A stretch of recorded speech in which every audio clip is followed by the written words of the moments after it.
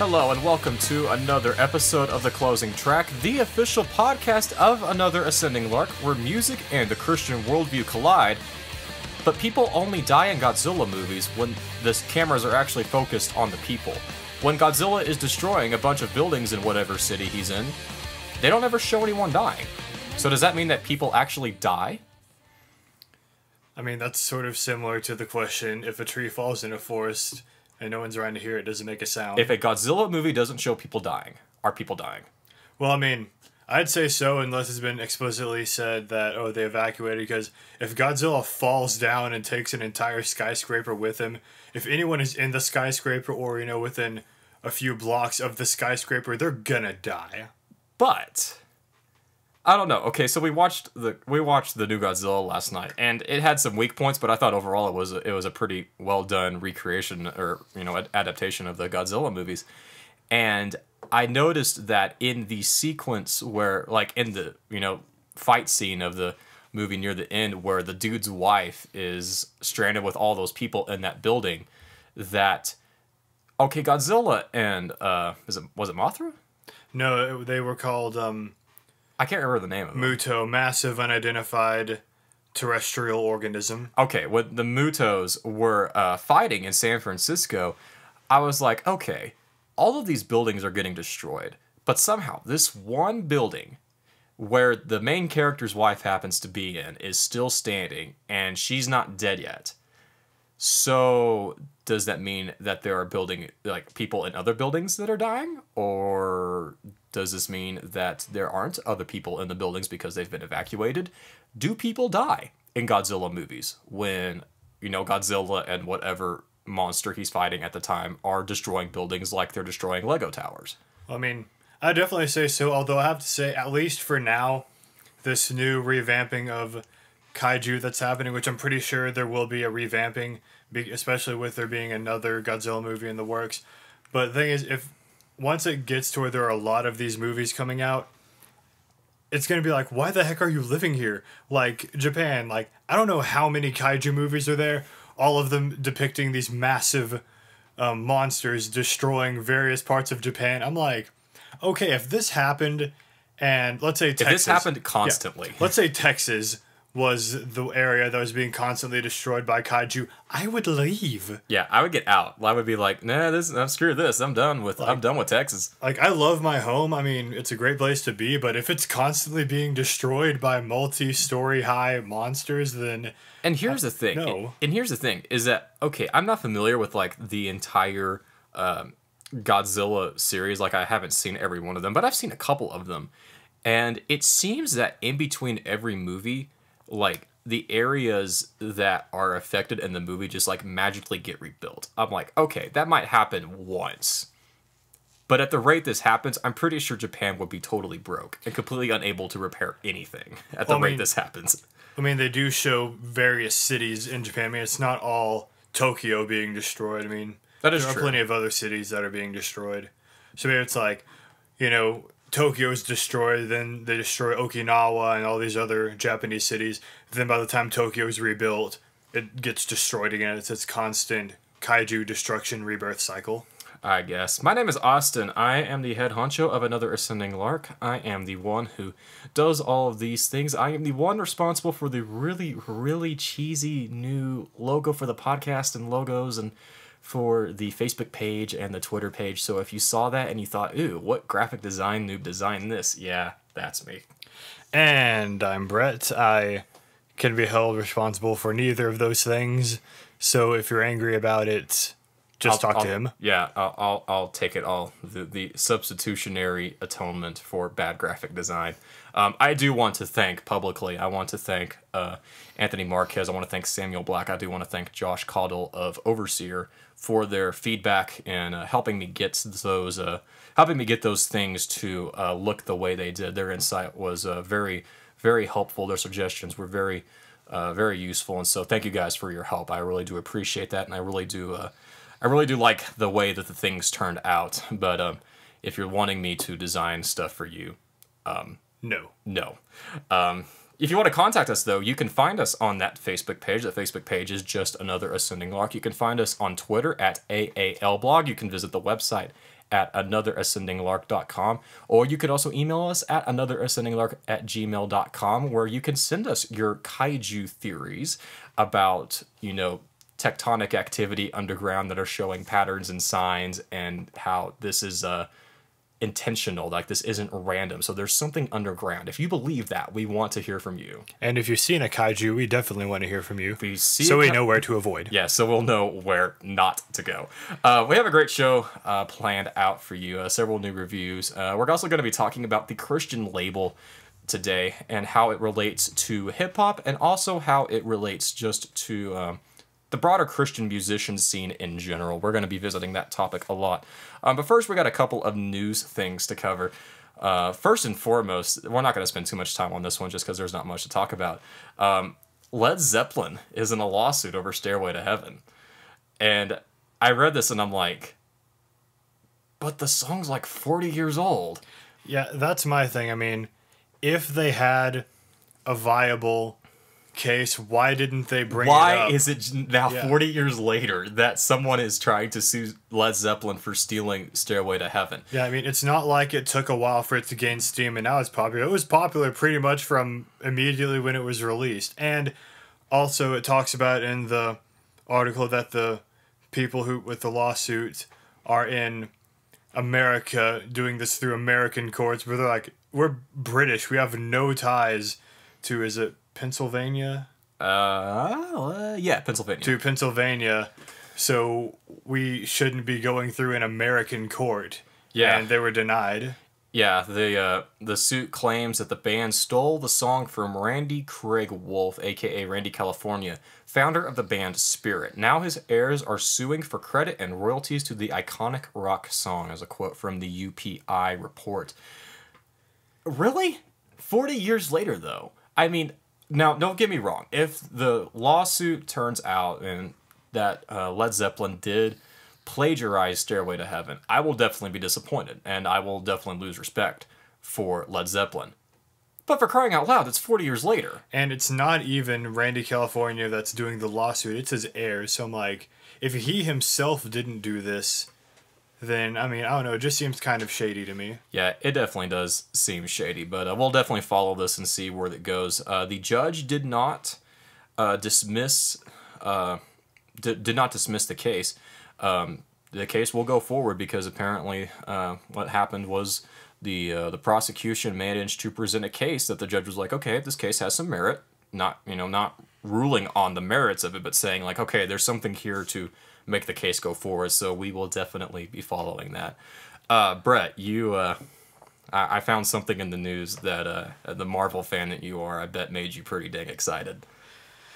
Yeah, apparently there was some movie called Guardians of the Galaxy that had some soundtrack, I guess. I still haven't seen it. No, I still haven't seen it, and I feel really, really ashamed for the fact that I haven't seen it yet. You should be. And just saying, I don't buy many movies. This will definitely be a movie I'm buying because, I mean, Guardians of the Galaxy, compared to, the Avengers movies that have been out of the various Avenger individuals, Guardians of the Galaxies are kind of obscure. And so, I mean, everyone saw it, they're like, oh yeah, this looks cool, I'll give it a shot. And, they didn't really, a lot of non-hardcore Marvel fans wouldn't have recognized any of them. A lot of Marvel fans were like, oh yeah, I've heard of them. I mean, it's not really one of those things that has a very vast fan base, and it sort of came out of nowhere because of that, and now it's this massive hit, and I'm really happy for it. But anyways, those of you who have seen Guardians of the Galaxy know that Star-Lord, everywhere he goes, carries a cassette tape called Awesome Mix Volume 1 of various 70s hits, and it is definitely an awesome mix. And sort of one of the things that really ties into his backstory is that it's one of the gifts that his mom gave him before he was, abducted by aliens. And so he carries that with him everywhere. If you have any theories about alien abductions, we also want to hear from you. Definitely, for sure. But now it appears that this soundtrack is being released on cassette. Which, okay, we had made the joke. I think it might have been the last episode. Yeah, I think it was. Yeah, that you were stockpiling up cassettes. And I'm like, what? I want to see these cassettes. And then I think it might have been even the next day. I'm pretty sure it was like that day that you saw the news story. And I was like, oh, this is coming out on cassette. Apparently, this will be the first cassette that Disney has printed since 2003. Wow, it was that recent that they printed a cassette? That kind of shocked me too. I was like, okay, it's only been since 2003 that they stopped printing cassettes. Like, I know that cassettes were still a viable platform through most of the 90s, but I guess in like my childhood, I gave up cassettes for CDs when I was in like mid-elementary school. And so I guess I just thought like, oh, well, I don't listen to cassettes anymore, therefore cassettes don't exist anymore. But I didn't know they kept printing them till like 2003. That's quite a while. Yeah, that really is. It will be out on November 17th, and it will be a limited print. So it will not be, they're not going to print a gajillion of them. But yeah, if you definitely are wanting to go like hipster with an extra dose of retro, you can definitely get a hold of this. I might actually buy this for Travis, my middle brother, because Travis loves the soundtrack for that, and like he likes like the older stuff. So I'll probably get one for myself just for the geek value and the fact that, you know, who knows, in a decade or so it might be worth something. What if like this signals the return of the cassette in the way that vinyl has made a comeback? I don't know. I mean, if it does, one thing I could definitely see is they start to sell cassette winders. Like, that way when your cassette tape inevitably explodes, you don't have to use a number 2 pencil or your pinky to wind it back into place and hope that it's not ruined forever. I always used my pinky. I never used a number 2 pencil. One more piece of news just to talk about, and it's not music related, but it's something that I felt really remiss if I did not to mention. Brett, why? Why? I printed out this outline like 5 days ago, and this headline is still like tearing into my soul. Yeah, same here. It's so depressing. God's Not Dead 2. They're making a sequel to God's Not Dead. Which I honestly think How? it's about money. How do you make a sequel to that? I mean, I don't know. I mean, maybe he goes on and now he's an intern at some law firm or something, and they're like, hey, you have to be an atheist and you have to attack these religious organizations in order to work for us. And he says, no, I'm going to continue working for you, but at the same time defend my faith, and you're going to all become Christians. See, me and several apologist friends of mine from the Christian Apologetics Alliance had a lot of fun poking fun. Okay, maybe poking fun isn't the right phrase, but trying to imagine like how do you title this movie, and we came up with several really irreligious and irreverent subtitles for this film.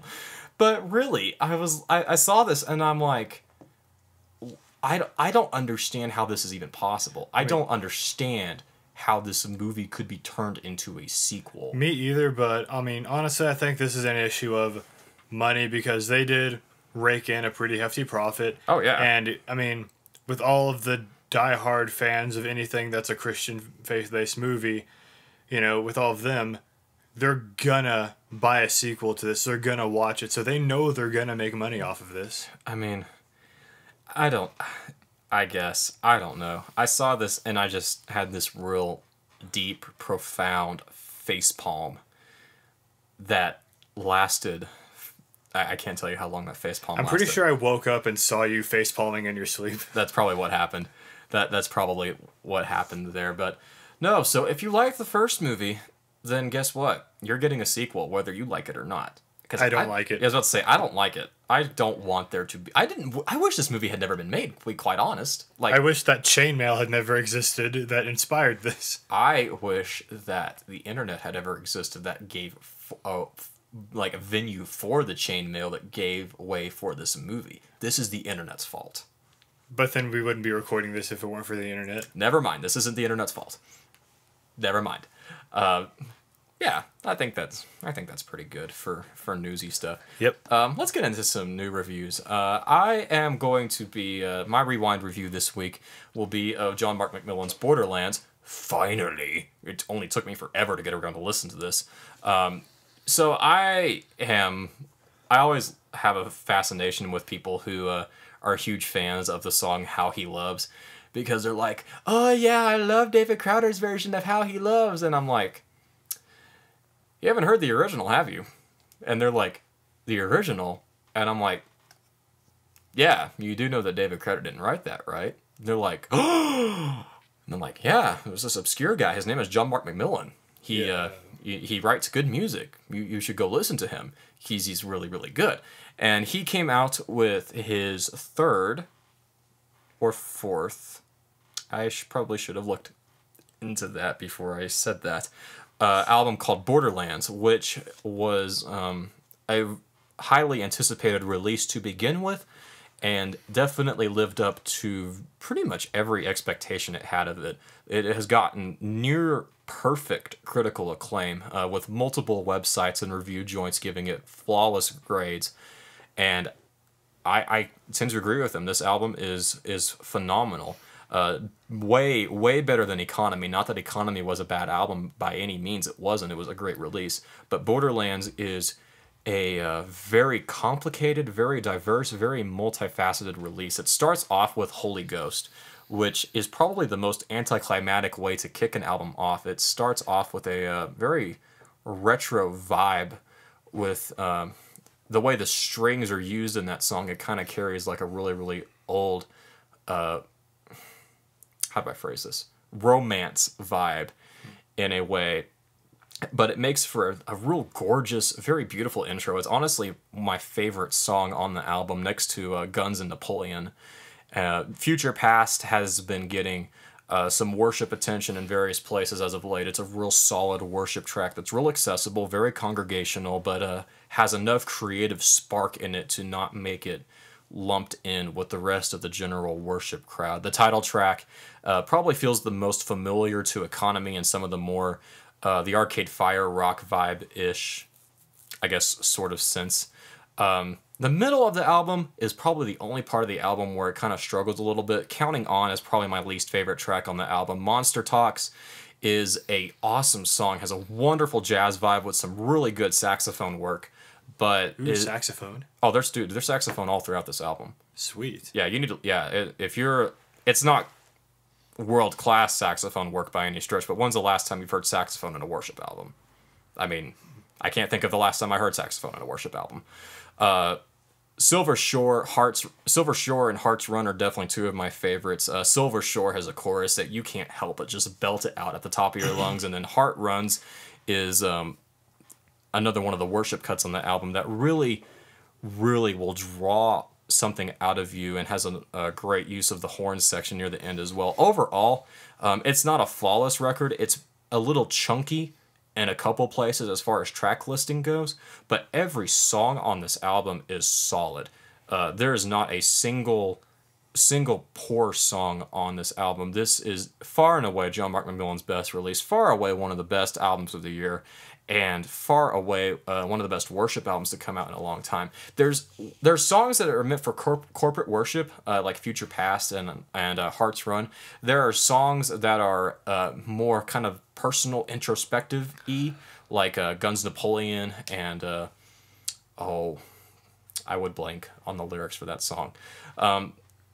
It's not an entirely like congregational worship album, but it's also not like a personal, meditative, contemplative worship album either. It's very multifaceted in that regard. So if I were to pin a number on this, I would definitely put this at a 9.5. Easy 9.5. Excellent. Brett, what'd you listen to?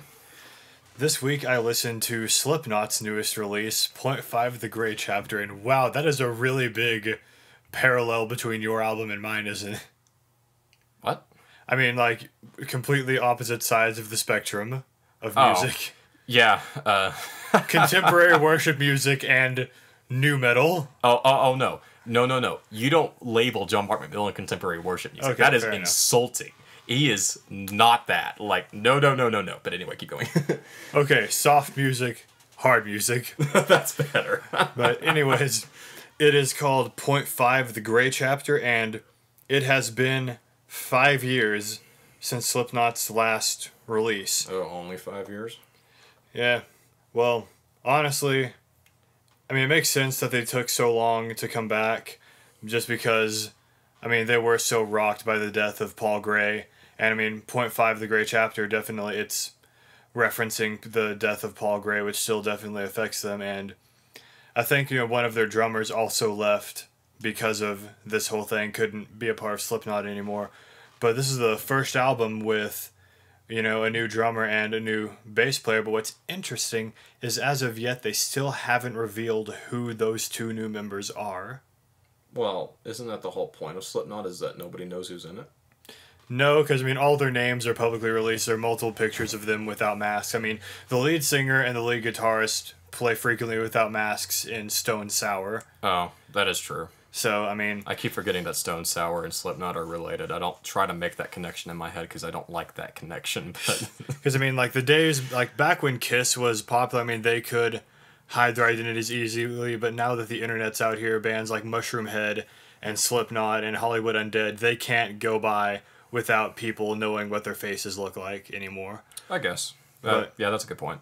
Anyways, I definitely really like this album. As far as evolution of sound, there isn't really much there, but to begin with, Slipknot was a very experimental band as it was. So it's still good anyways, and the main hit that's been going around for a while has been The Devil and I, which it's a good song. I really do like it, but I find it weird that that's the one they push forward, because other songs as AOV, Kill Pop, and Nomadic are probably my 3 favorites, especially Nomadic. My gosh, that song is great. Why?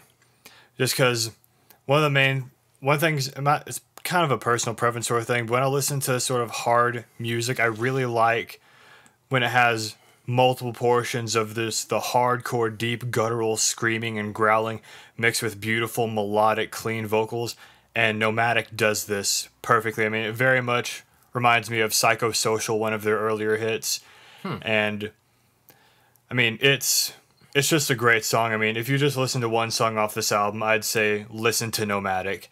Although, I feel like it's a given, but I should still warn, it's Slipknot, so there are multiple F-bombs, S-bombs, and I can't think of, maybe there are, but I can't think of a single song on here except for the instrumental opening that doesn't have some sort of cuss word in it.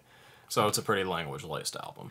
It's compared to, old school Slipknot, where it's, F-bombs every other word.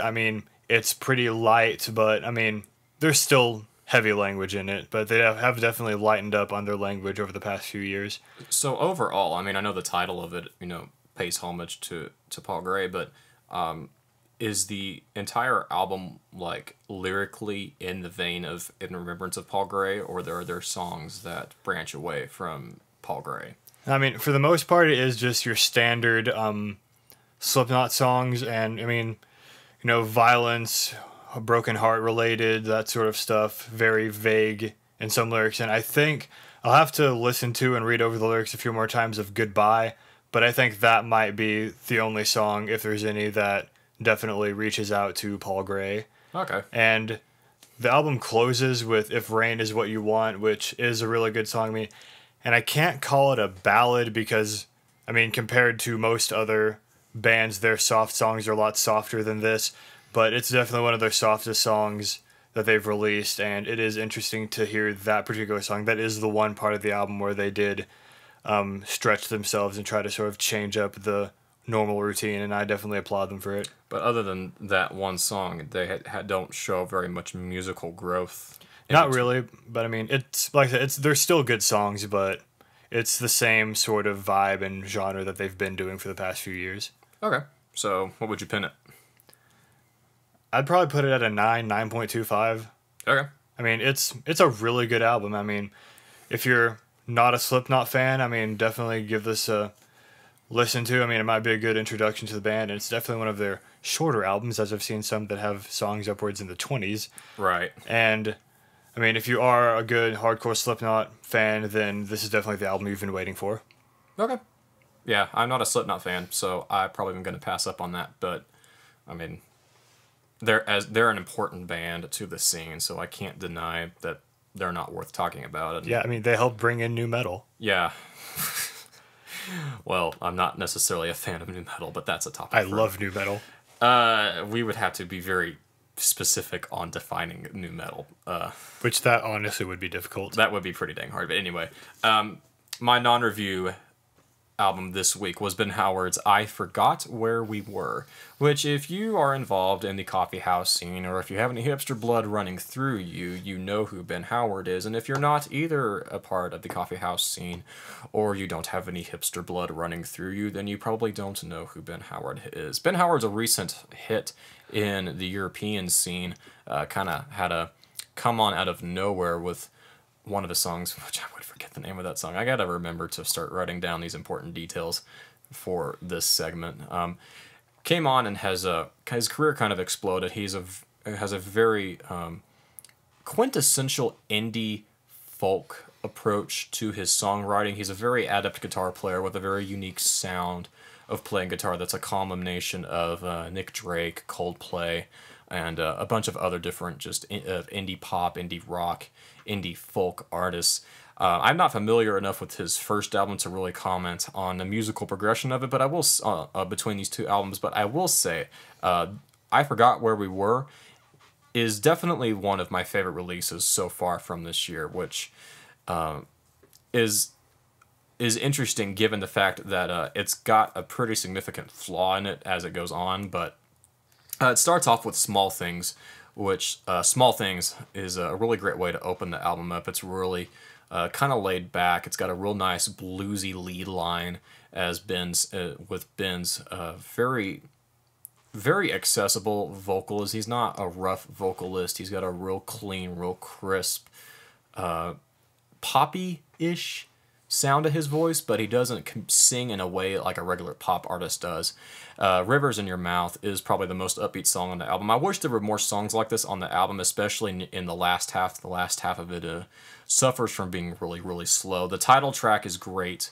I Forgot Where We Were. Really, really good guitar work in that song. In Dreams, the song following, is a real Nick Drake-ish song. Very, very hard finger picking and strumming and an alternate tuning. She Treats Me Well, which I had a lot of fun with. She Treats Me Well. That was a really, really good song. Kind of fun, kind of laid back, very romantic without being inappropriate. It's a very personal song, and I enjoyed it. I have no one to sing it to, but I very much enjoyed it. The latter half of the album isn't necessarily bad, but Time is Dancing, Evergreen, and End of the Affair are very, very similar to each other, and so they kind of bleed into each other a little too much, and they're also on the more quiet end of things, and so between those three songs, it feels like it just kind of drags on a little bit, and it doesn't differentiate itself enough to really stand out. But the songs themselves are great. Evergreen in particular is beautiful. Time is Dancing is fun, but the guitar line I thought was a little bit too low in the mix, and kind of forgot about it a couple of times. Overall, I had a lot of fun listening to this. This is definitely one of my favorite releases of the year, even if the last half of the album is a little bit of a what's the right word for this? It kind of just sludges through, I guess.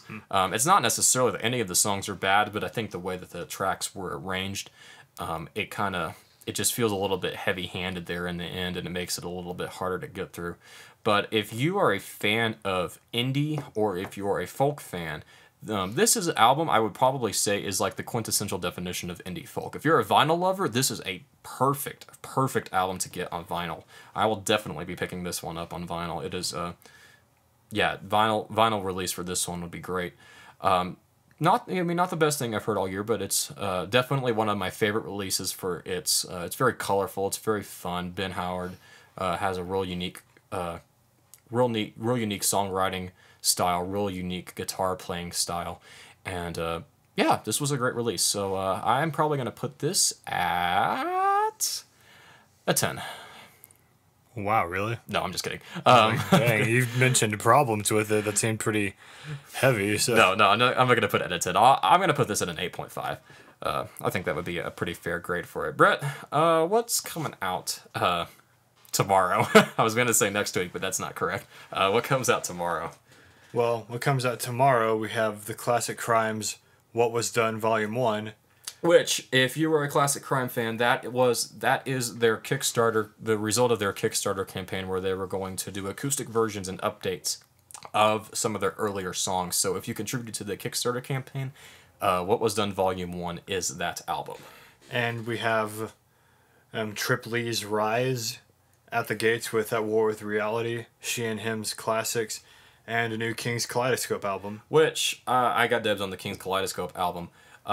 Also coming out, I think it might have come out today, actually. Yeah, today, Chris Tomlin's Love Ran Red and Taylor Swift's 1989, which I'm surprised... You can have Taylor Swift. You can have Taylor Swift. No, I'm surprised you even put Taylor Swift on here. Well, it's a significant release. I mean, Relevant Magazine, which, I mean, I go to Relevant Magazine as a source for all things. Oh my gosh, they have been talking up Taylor Swift's album a lot as of late. And I'm like, really? Like, why? Like, and the people in the comments are like, Relevant, we don't care about Taylor Swift. Like, it's just really funny. But it'll be interesting to contrast Chris Tomlin's new album with King's Kaleidoscope album. Jesus Freak Hideout, one of my main sources for, well, everything, I guess, published 3 5-star reviews of the new King's Kaleidoscope album that comes out tomorrow. So I'm really looking forward to getting my hands on it. The lead singer of King's Kaleidoscope was on the Reformed Pubcast a couple weeks ago. Yeah, that was pretty cool. And that was a great episode. And so I'm really looking forward to hearing the King's Kaleidoscope album and contrasting it with the Chris Tomlin album. That might be the theme for the thing for next week's show is the present state of worship, when we have, you know, a new Chris Tomlin album and then an album from a band that is being really risky and experimental with their approach to worship. So I don't know, that might be what we talk about next week. Brett, we haven't talked about beer in a while. Let's have some beer talk. What are you drinking right now? I'm drinking a Sierra Nevada Optimum Imperial IPA. Oh my. Yes, have a sip. Okay, I will love a sip. Please continue explaining while I enjoy a sip. Basically, this is a beer with over 100 IBUs. Oh my gosh. And you believe me, don't you? Oh my gosh, yes. Yeah, Whoa. it's very hardcore. Sorry about that. It was a very hardcore flavor. Definitely very bitter, very hoppy. I mean, this has been... Dang. Hoptimum is definitely an accurate name. It has been hopped up to the max, like dry hopped. I mean, a lot of hops in the addition. It's been torpedoed. I mean, this is a big brew. Yeah, wow. Dang. Yeah, you have to be ready for this kind of a beer. I wasn't ready for that. I mean, I've mastered the Dogfish Head, and I've mastered I can't say the name of that on here. I would have to put the explicit tag on here. I've mastered the Arrogant B Ale. I couldn't say that, and I would have to put the explicit tag on, and I don't want to do that. So I thought, okay, whatever. I've reached the pinnacle of hop beers, but that, oh my gosh. Yeah, it also stands at 10.4 alcohol by volume percentage. That's so 10.4? Yes, 10.4. I didn't really get much of an alcoholic taste in that. That's because there are so many hops that mask the alcoholic flavor. Well, I believe it. I mean, if you're going to drink this, definitely be prepared for it. And it's not a session beer at all, because I don't think I can handle more than one of these in one sitting, just from the flavor alone, but also the alcohol percentage. Once you get halfway in the second one, you might start losing the ability to taste it. Oh my gosh. I am drinking one of Brett's home brews, which... Did you ever decide? Did you decide on Turning Leaf? Yeah, it's the Turning Leaf Red IPA. Why don't you explain what's in this? What is in this? I have, right now, keep in mind, I have a sort of low-end brewing system still. So I used hop extract. I used 6.6 ounces of Breeze Sparkling Amber liquid malt extract, a pound of the Sparkling Amber dry malt extract. I also used some 6-row caramel malts for a 20-minute steeping at the beginning. And I used a 90-minute hop addition, mostly with Cascade hops, with a little Citra at the end, and I dry hopped with Citra. See, you did a 90-minute hop addition. I did a 60-minute hop addition for my beer. My beer came out, like, way more hoppy than yours. That's also, the thing is, though, both of our beers are hoppy, just I use different kinds of hops. True. This is still definitely a recipe in the making. So next time, I'll probably still stick with the Cascade and the Citra, but I might put in some more bittering hops towards the beginning of the addition. Yeah, prior to recording this episode, I was with our other roommate Grant at a house having just a little get together with some of his friends, and now I guess my friends from the Reformed Fellowship here at the WTA, the West Texas A&M campus, and we brought our home brews, and I tried a Belgian stout, and it was awesome. Like, it was so rich, so thick, so, well, I don't want to say creamy because that might put a bad image, but Well, there are cream stouts that are pretty good. it wasn't a cream stout though. I don't want to say it was a cream stout. But then I had a double bock, which I'm not a fan of double bocks. Excuse me. I had a double bock a couple weeks ago, and it was I don't know. It just wasn't. I just didn't like it. But this double bock that I had, it was very chocolatey. It was very chocolatey, like chocolate malt. Like, it was super malty, super sweet, and it had a real nice kind of chocolate undertone to it. And I was like, okay, I would actually drink this. Like, I'm not one for high alcohol-y beers. Like, a Belgian triple is about as high as I'll go on alcohol-y beers, but this was pretty dang good. I really dang liked it. Sorry, go ahead. Oh, no. I would be drinking my beer, but I don't know what to call it since my beer turned out totally different than what I had hoped it would be. As did mine. Well, yours at least came out at least relatively consistent to what you were aiming for. I was going for a lime IPA, and then I come out with an overhopped fresh squeezed clone. Yeah. But one thing, too, I feel like we need to mention, it's not beer, but I'm just going to tell everyone listening to this, all three of you,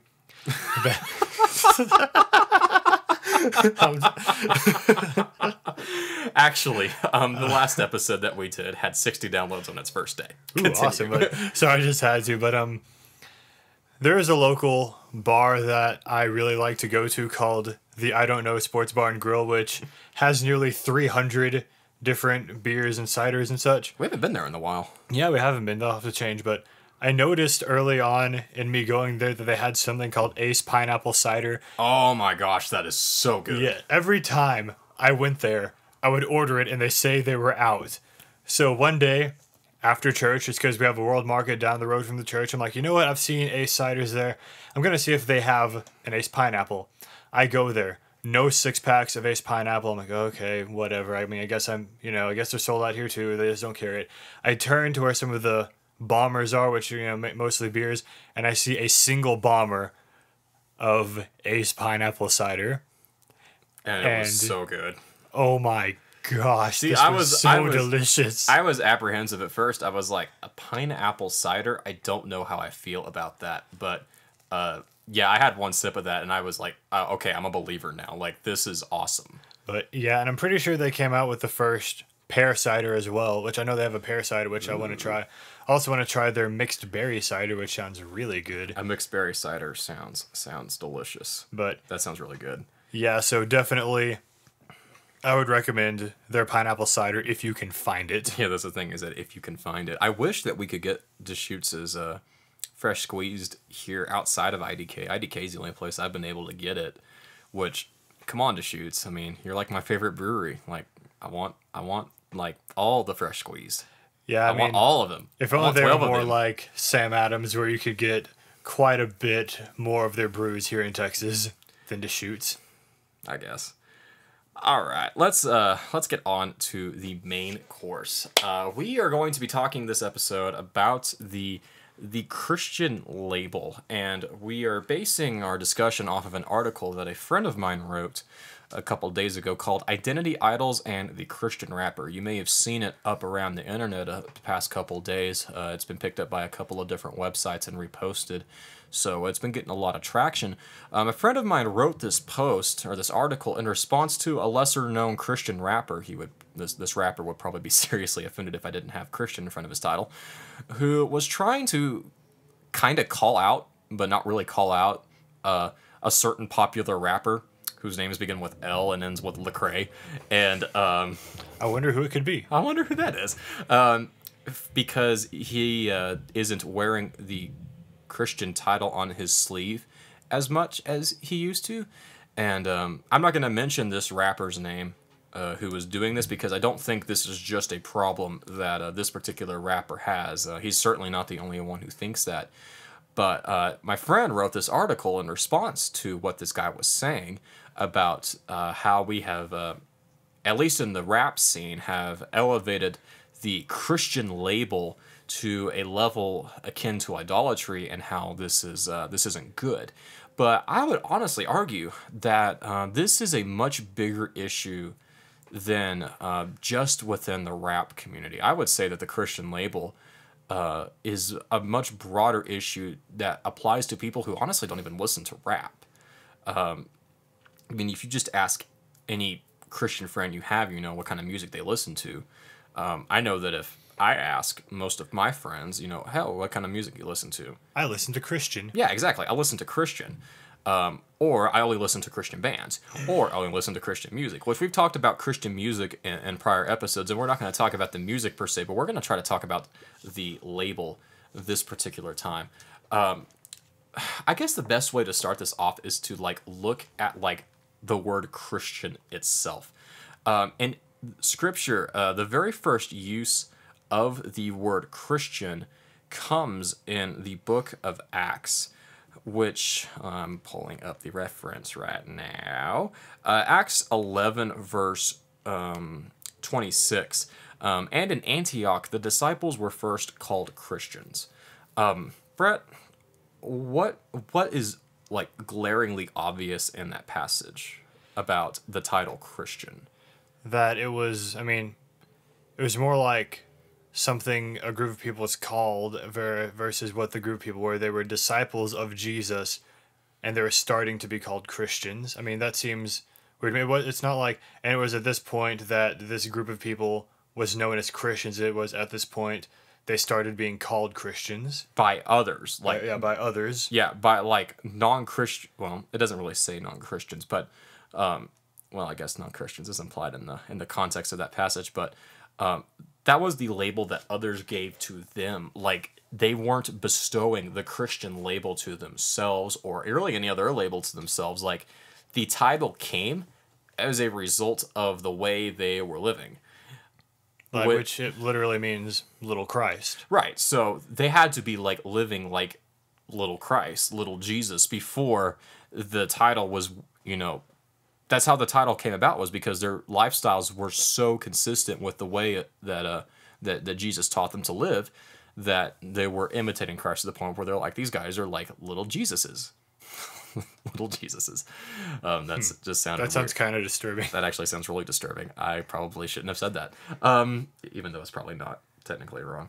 And it's not explicitly mentioned in Scripture, but we can tell from, I think from Paul's letters, that living in obedience to Christ before man was the qualification for bearing the title. I don't think Paul anywhere in his epistles or James or John in their letters put having the title as a means of having the works or the actions of. I think it's live this way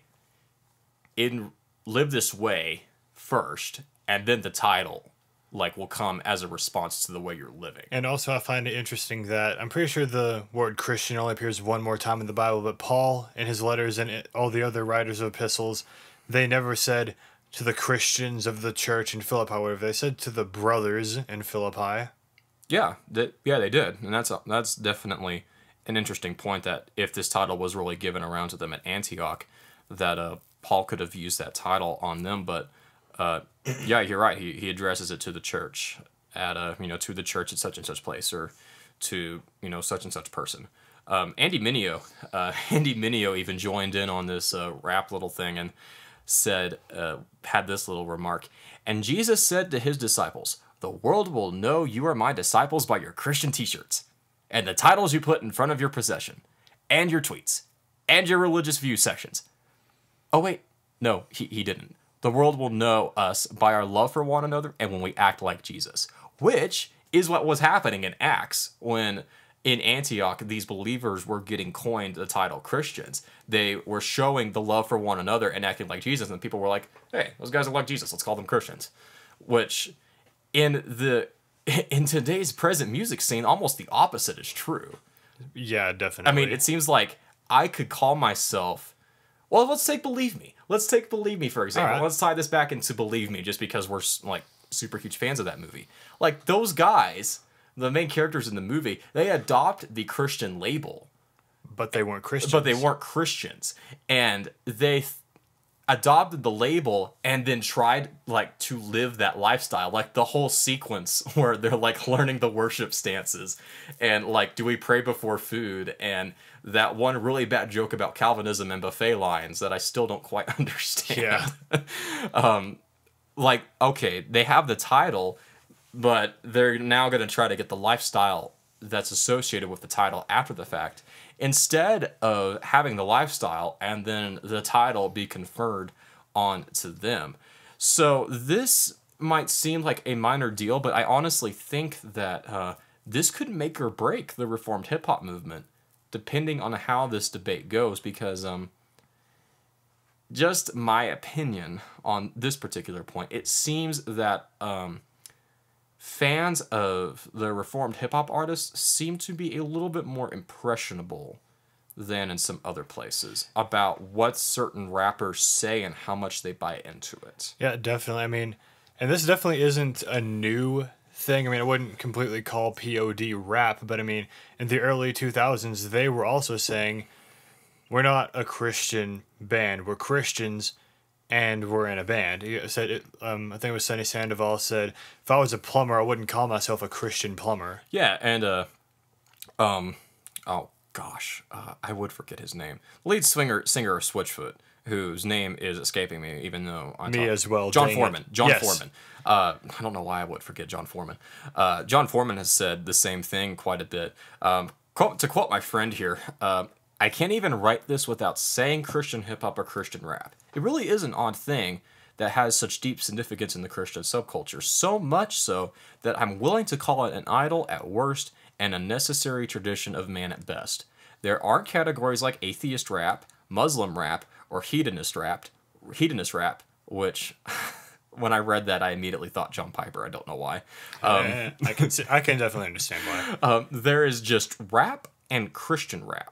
Yet, when a Christian tries to shed themselves of the Christian rapper title, they get treated by some Christians as practically denying Christ and being ashamed of him. Entire rap songs have been dedicated to chastising rappers for peeling the title off their work. These songs allege that these rappers are weak, compromising, and ashamed of Jesus.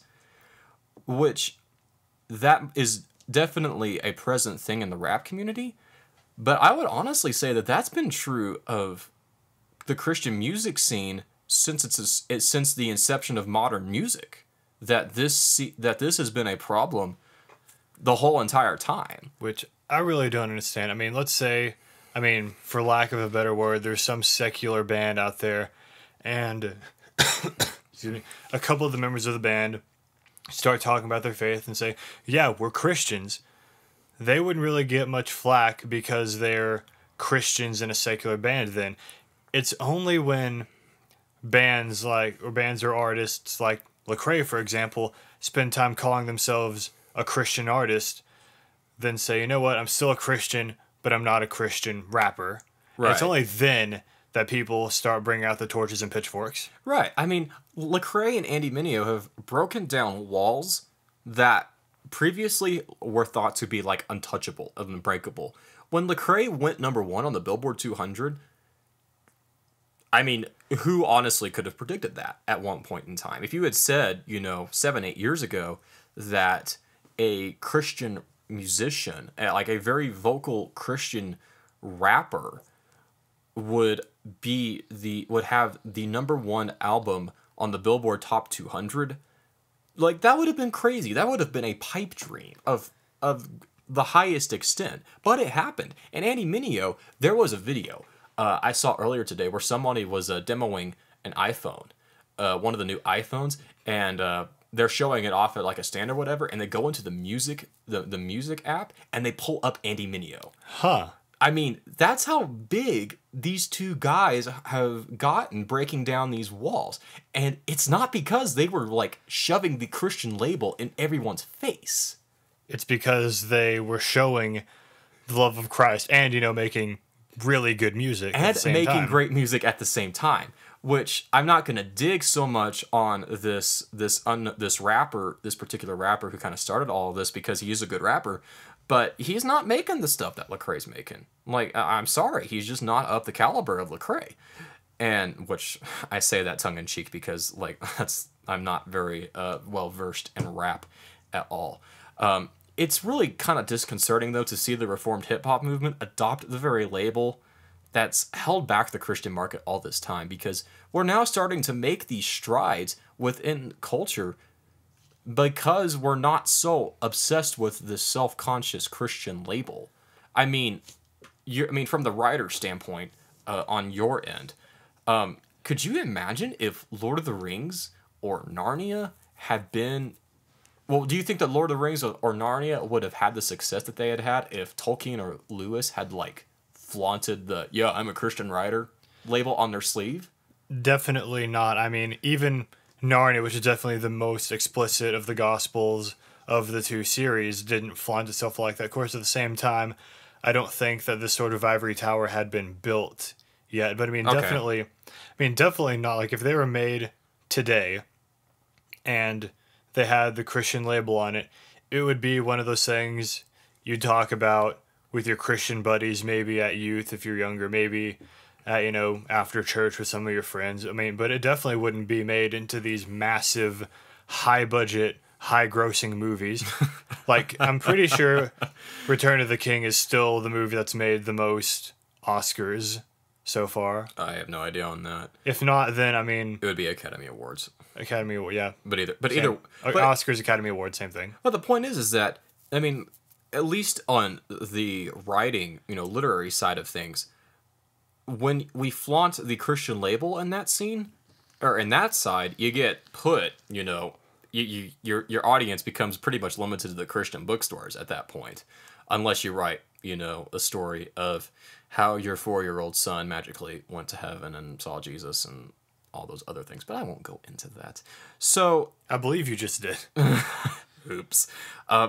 Rather than rather than let the actions of the rappers define who they are, it's sad to see that there are plenty of rappers within the reformed hip hop movement as of late who believe that like a title is necessary to define the actions.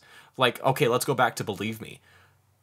Did the title help those guys live the lives of a Christian? No. Definitely Like, not. no. That's crazy. Like, they had this title, but they were lying and cheating and stealing left and right. So I find it...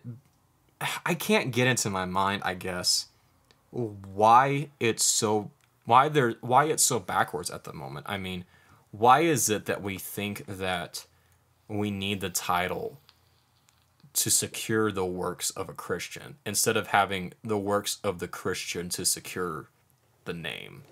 I honestly think that it's because of the ivory tower that's been built, that we've allowed to be built over the last couple decades. I mean, we have Christian radio stations, we have, Christian music awards, we have all these things that are supposedly proclaiming the love of Christ, proclaiming Christianity, being these good, positive, uplifting, whatever for Christians, but we're not taking it out into the world. I mean, Christ told us to be in the world, not of the world. Are we being in the world if we huddle around in our own little circles and talk about our own little books, our own little music, our own little whatever?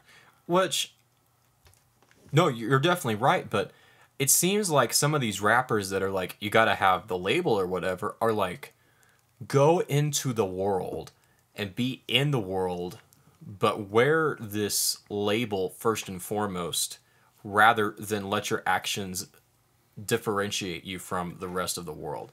I mean, and I can understand to some extent where these guys are coming from, because that's how I was at one point in time. I mean, there was a point in time in my life where I was like, oh my gosh, if it's not Christian music, it's Satan. Like, it's, of the devil, and I'm not listening to it. Obviously, I have changed. Obviously. Yeah, obviously, I have changed. But there was a point in time in my life where the Christian label was like a make or break factor for me listening to a band. Like, if they weren't a Christian band, then I couldn't listen to them, or I wouldn't listen to them. So I can understand to some extent what this mindset, but I guess it's bothering me so much that this is happening in the Reformed hip hop side, which at the moment is the most theologically robust, most artistically flourishing side of the Christian market at the moment. I mean, this is something that we had to deal with, once upon a time, and we're now having to deal with it again in a place where I honestly don't think we should be dealing with it. Definitely. I mean, and what I find funny to begin with is these artists back in the day were being criticized for, proclaiming Christ in a dirty music genre, and they're like, how dare you, try to use this sort of genre. This is horrible. This genre is satanic. You can't mix this genre with God. Right. Well, we had the incident last year where that panel of all white men declared Reformed rappers to be cowards and to be dishonoring Christ, and that was a pretty big publicity moment for the movement, because the movement responded in a way that's like, no, how about you actually listen to our music and listen to what we're saying and the way that we're living and the reputation that we have amongst the unbelieving world, and try again. And the guys apologized. They're like, yeah, we shouldn't have said that. That was wrong. That was totally not true. We should never have said that. But now we're starting to get into this debate that has held back every other genre of within the Christian music market, because the pop market is hopelessly encumbered with the Christian label. Like, definitely, the rock side is hopelessly over-encumbered with the Christian label. The hard rock side, once you get into the more hard rock and metal side, you can kind of get a little bit more break away there, but especially with like the Christian rock and the Christian pop side, like the Christian label for most listeners is like a make or break factor. Like if they're not a Christian rock or a Christian pop band, then just forget about it. Yeah, and on the other side of things, I won't mention names of bands, but there are certain bands that I've listened to that have the label of Christian band, but you listen to the music and it's like, where's God? I mean, yeah, you're not talking about anything horrible, but I mean, you're not really mentioning any of the things of God that much at all, but you're a Christian band. Well, right. That I guess that goes back to like letting the actions come first before the label, because you have, they call themselves Christian bands or Christian musicians, whatever, but their music doesn't reflect the Christian worldview. Their music reflects moralistic therapeutic deism or some other, unbiblical distortion of Christianity. Or I mean, even if they're like just one of those regular secular bands that just sing about stuff that isn't really vulgar, and they might have one or two songs that have a passing mention of Christ. I mean, there's nothing wrong with that. Okay, but how do you have the label of Christian with that? Okay, do you remember back in the day when "How to Save a Life" by The Fray was like played all the time on Christian stations? I still like that song. Well, I still like that song too, but you go look at their Facebook page. Well, okay, the last time I looked at their Facebook page, which this was a couple years ago, like, language everywhere. Like, these guys were obviously not a Christian band. I mean, it's the same thing with "You Found Me" by The Fray. Yeah, You Found Me. Which, again, I like that song. I mean, I definitely can see some sort of godly truth in that, but they're not a Christian band. But, yeah, I think we could go on about this all along, but there's nothing inherently wrong, I think, with the Christian label if you want it. Like, I mean, I guess if you want to market yourself as a Christian band, and if you're a Christian, I guess there's nothing inherently wrong with that. I think the problem is when you try to set this as a standard for others to adhere to, and you judge them based on that standard. Like, that's legalism. Like, that's straightforward legalism. And as a form of legalism, that is never mentioned in the Bible. Yeah, that's the thing, is that it is never, ever mentioned in the scripture that this has to be adhered to. Which, going back to the hip-hop movement, for a movement that is so scripturally conscious, I'm surprised that they haven't noticed that. I'm surprised that this movement is having to deal with that when they are presently the most scripturally conscious section of the Christian art sphere at the moment. I tried to come up with a name for it and I couldn't do it. To quote my friend in his article again, the questions that need to be asked now are the same ones that were asked in the days of the Reformation. Primarily, is this biblical? Yet when that question is asked to those who have dug their heels in to defend the label of Christian rapper, they find no precedent for such label in the Bible. There is no scriptural argument that can be made for a Christian to have to tag the title of Christian before whatever work they do. So this odd standard is exclusive to the American music industry, and it has been built by Christians because it grew from the CCM scene, which was almost entirely worship songs. Now the scene is wrapped up and there is needless division, pride, and scorn over something that isn't even mandated in the Bible as something that Christians must do. Boom. Boom. Yeah, I mean, I actually jumped in at one point on that one rapper, on one of the things he said, and he was more or less saying that, like, once you start, like, distancing yourself from the Christian title, it, like, makes it easier for you to compromise and fall away. And so I said something to the effect of, okay, so because I don't call myself a Christian pest control technician, it makes it easier for me to compromise my faith at work? I'm like, that's stupid. That's ludicrous. And I'm not a Christian mentally challenged vocal trainer, and I was that's supposed to affect that? I was trying to think earlier, like, what are you? Yeah, my title is vocational trainer. Just for those of you listening, basically right now what I do is I take care of really low-level mentally challenged people with, you know, various basic needs to help teach them certain things. Like, one, I'm trying to help with dexterity. One, I have to do physical therapy with and stuff like that. So, I mean... But the Christian label isn't, like, necessary for your witness at work. Definitely not. I mean, that's irrelevant. Like, especially with people, you know, you're dealing with people who don't have, you know, all their mental capacities present. They're not going to care, I guess, if they have the Christian label. They're going to care if you show, you know, love and care and attention in taking care of them. Definitely. I mean, one of the main two clients I work with is completely nonverbal. I don't know if he can understand the things I say to him, but at the same time, I'm doing my best, showing love, providing him things that he needs, providing him help with very basic things that most of us would just do, that we take for granted that we can do. I mean, telling him I'm a Christian vocational trainer for you probably means absolutely nothing to him. Yeah, I mean, and yeah, it's only within the music scene and I guess the broader arts scene in particular that this is happening. This has been a problem since the dawn of CCM, and this is a potential turning point, I think, for the future of the Christian hip-hop movement. So if you're a Reformed hip-hop fan, and if you agree with our position, like if you think that the whole Christian label thing is totally unnecessary and is a threat to the movement, this is not a subject that you want to stay silent on. Get on Facebook, get on Twitter. If you see this stuff pop up on, you know, your friends or on artist pages, jump in and reason with people. Yes, Facebook and Twitter, especially Twitter, is messy, but this is not something within the Reformed hip hop movement that needs to gain traction. I really do believe this could totally break the Reformed hip hop movement if this argument gains in popularity and gains in approval. That this could really undo the progress that the Reformed hip hop movement has had on culture and within even just the Christian music market. But regardless of our opinions, we have to maintain the Christ-like love for each other, because ultimately, at the end of the day, that speaks more volumes to an unbelieving world than whatever title we could put on ourselves. Whew, that was fun. Yeah, that was a good podcast, I think. That was great. Yeah, so Brett, you let's get to start closing the show. You have a book in front of you. What's this book? All right.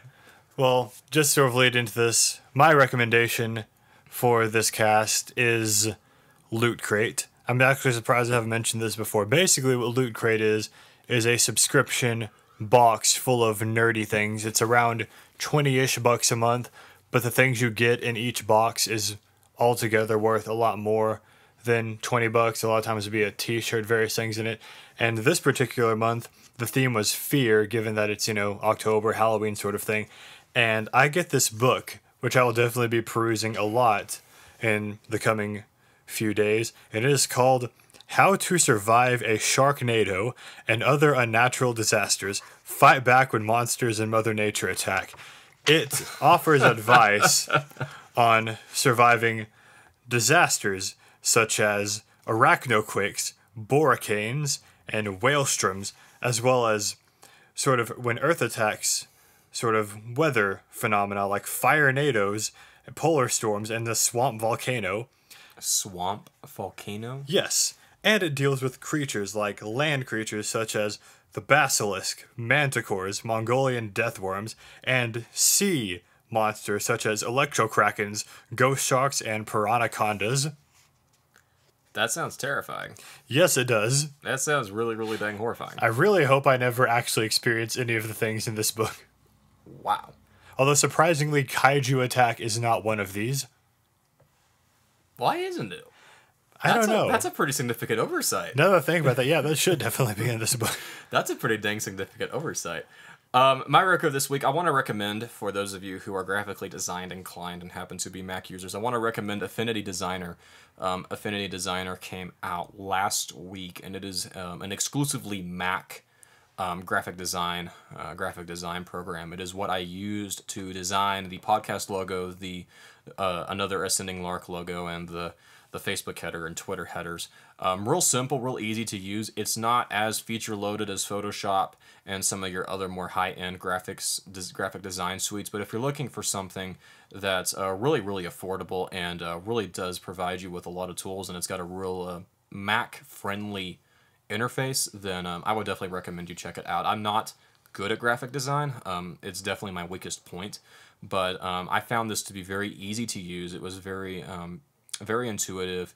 Like I said, not very much feature heavy yet, but the backing for this particular program is pretty strong, so I'm pretty sure there will be updates with new features down the road. Thanks. We should be thankful for things. I'm thankful for beer. Oh yes, as am I, definitely. I'm thankful for beer. Burr. Burr. I'm also want to thank Rhapsody for being the best streaming software on the planet. I also want to thank Affinity Designer for being such a good program, and I want to mention Podbean. For those of you who might be wondering where we're hosting this show, we're hosting this show on podbean.com, which has a really, really good deal if you are needing unlimited audio and unlimited bandwidth hosting for about $10 a month is what we pay for, and we have a pretty good amount of customization and stat tracking and all sorts of other things. So if you're looking at doing a podcast of your own or wanting to change where your podcast is being hosted, check out podbean.com. I looked at several options before doing this show, and Podbean, I think, has been the best bang for my buck, and I definitely have had no complaints with it so far. And as always, in each episode, we want to take time to mention the gospel of Jesus Christ. With the legalism that we've talked about in this episode, the gospel is the absolute antithesis to legalism, where our salvation is not based on our performance. It is not based on the things that we can do, because we know that we cannot do enough good things to make ourselves right before a holy and righteous God, where we needed someone to come and to give us his righteousness in order to stand before God the Father. So the gospel destroys the confidence that we have in our flesh to be able to adhere to having the Christian title on our sleeve, or avoiding sin, or how much good works we do. The gospel destroys any confidence that we have for boasting in the flesh, because Jesus has lived a perfect life, died a perfect death, and has defeated death and sin on the cross, and has imputed to us who believe in him his righteousness that the Father sees in us when we stand before him. So the gospel is the antithesis to all legalism, to all man-made religion, where rules are the means through which that we find our salvation. And the gospel tells us that it is by grace and faith alone that we are saved. Praise Jesus. Praise Jesus. So yeah, this has definitely been a great episode. I'm thankful that I'm feeling better. I was feeling like super sick earlier in the week, and now, I'm thankful that I'm feeling quite a bit better, that we were able to get this episode. Except for the fact that my boss has given me the whole week off, and I don't know what I'm going to do with myself. Read How to Survive a Sharknado. Maybe. I might read that. I probably won't read that. If you want to contact us again, you can find us on Facebook at Another Ascending Lark. Our website's AnotherAscendingLark.com. Twitter handle is AALblog. Email us with your kaiju theories and alien abduction stories at anotherascendinglark.com. And also, if you email us, if there's a topic you want to hear us talk about or an album that you think we should listen to, talk to us. Let us know. We'll be more than happy to cover things that you want to hear covered. So I'm Austin. And I'm Brett. And hope you guys have a great week, and we will see you next Tuesday, because we are going out of town this weekend, and we're not going to be recording, so we'll be have to record Monday again. Yay. Yay! Alright, y'all have a great week.